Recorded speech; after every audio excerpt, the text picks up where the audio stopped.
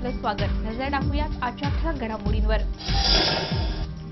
राज्य सरकारी कर्मचाऱ्यांसाठी गुड न्यूज. 10,000 रुपये दिवाळी ॲडव्हान्स मिळणार.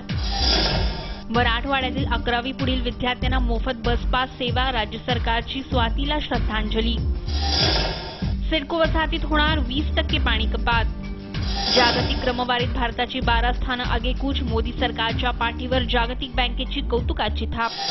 विधिमंडळाच्या महिला हक्क व कल्याण समितीची नवी मुंबई महापालिकेला भेट. विविध अनौपचारिक विषयांवर नगरसेविकांची चर्चा.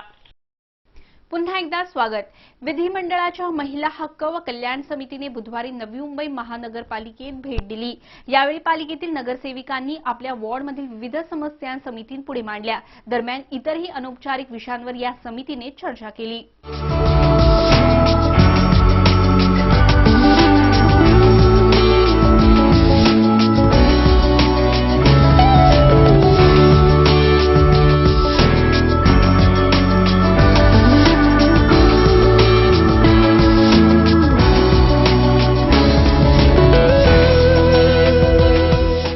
महाराष्ट्र विधिमंडळाच्या महिला हक्क व कल्याण समितीने बुधवारी नवी मुंबई महानगरपालिकेत भेट दिली.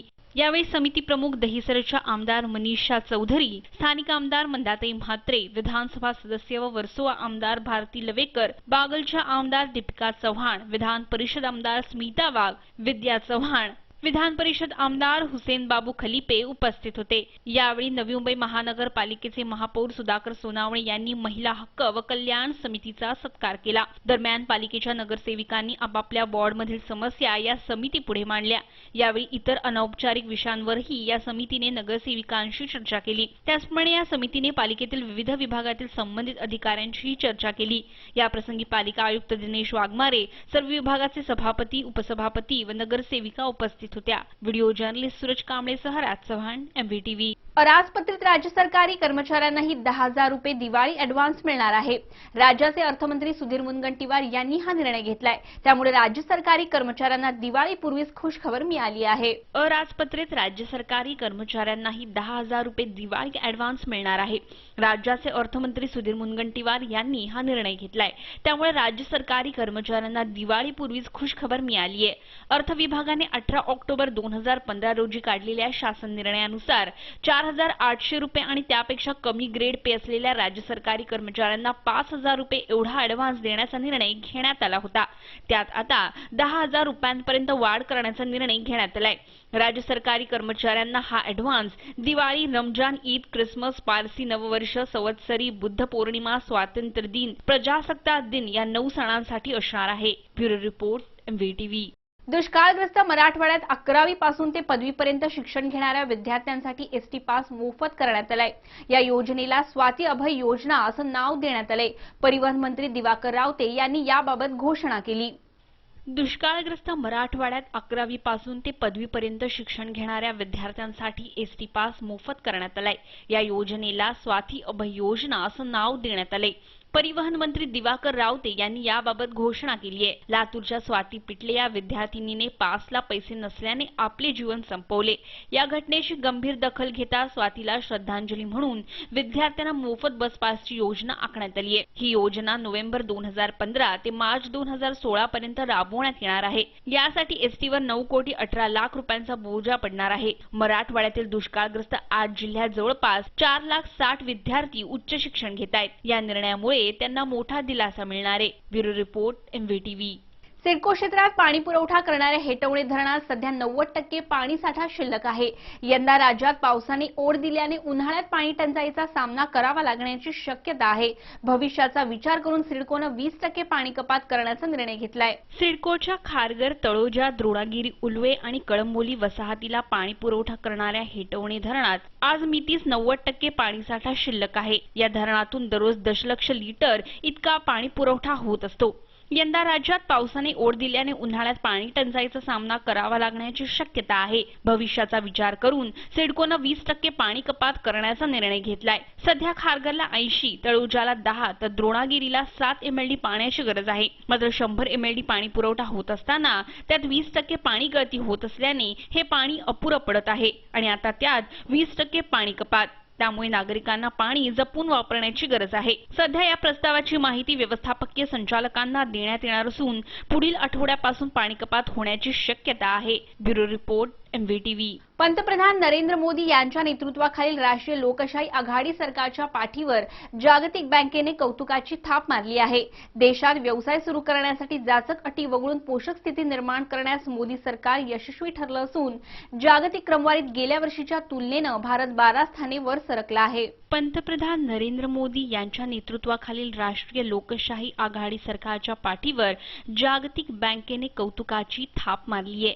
देशात व्यवसाय सुरू करण्यासाठी जाचक अटी वगळून पोषक स्थिती निर्माण करण्यास मोदी सरकार यशस्वी ठरलं असून जागतिक क्रमवारीत गेल्या वर्षीच्या तुलनेनं भारत 12 स्थाने वर सरकलाय। एकूण 189 देशांच्या यादीत भारताचा क्रमांक 130 वर गेलाय। जगातील मोठ्या अर्थव्यवस्थेच्या क्रमवारीत इतक्या अल्प कालावधीत 12 स्थानांनी सुधारणा होणं ही अत्यंत मोठी घटना असून कौतुकास्पद कामगिरी आहे, अशा शब्दात जागतिक बँकेने मोदी सरकारचं कौतुक केलंय। डुईंग बिझनेस 2016 चा वार्षिक अहवाल जागतिक बँकेकडून नुकताच प्रसिद्ध करण्यात आला। या अहवालातील क्रमवारीत सिंगापूर पहिल्या स्थानावर असून त्यानंतर या यादीत न्यूझीलंड, डेन्मार्क, दक्षिण कोरिया, हाँगकाँग, ब्रिटन आणि अमेरिकेचा क्रमांक आहे, तर चीन 84व्या स्थानावर असून पाकिस्तान भारतापेक्षा खाली 138व्या स्थानावर आहे। यंदा पाकिस्तानच्या क्रमवारीत घसरण झालीय। Bureau report MVTV। लेख शिकवा अभियानाची केंद्र सरकारने दखल घेत संपूर्ण देशभरात बेटी पढाओ अभियानाची सुरुवात करत त्याची अंमलबजावणी सुरू केली आहे।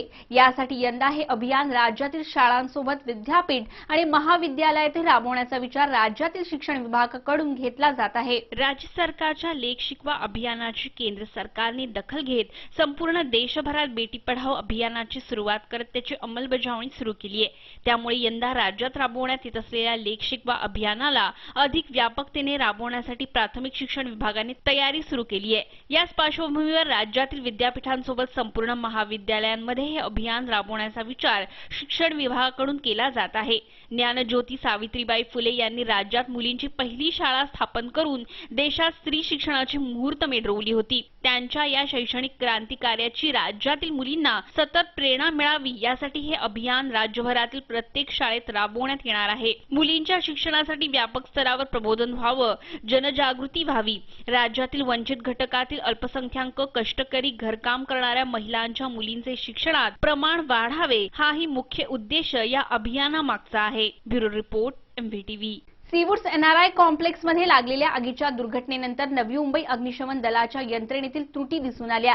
त्याची खंत व्यक्त करत आपल्याकडेही आगीवर नियंत्रण मिळवणारी सक्षम यंत्रणा असावी असं मत स्थानिक नगरसेवक दीपक पवार यांनी व्यक्त केलंय। सीवूड्स NRI कॉम्प्लेक्समध्ये लागलेल्या आगीच्या दुर्घटनेनंतर नवी मुंबई अग्निशमन दलाच्या यंत्रणेतील त्रुटी दिसून आल्या। याची खंत व्यक्त करत आपल्याकडेही आगीवर नियंत्रण मिळवणारी सक्षम यंत्रणा असावी असं मत स्थानिक नगरसेवक दीपक पवार यांनी व्यक्त केलंय। आधुनिक यंत्रणेअभावी आग विझवण्यासाठी अग्निशमन दलाला तारेवरची कसरत करावी लागली।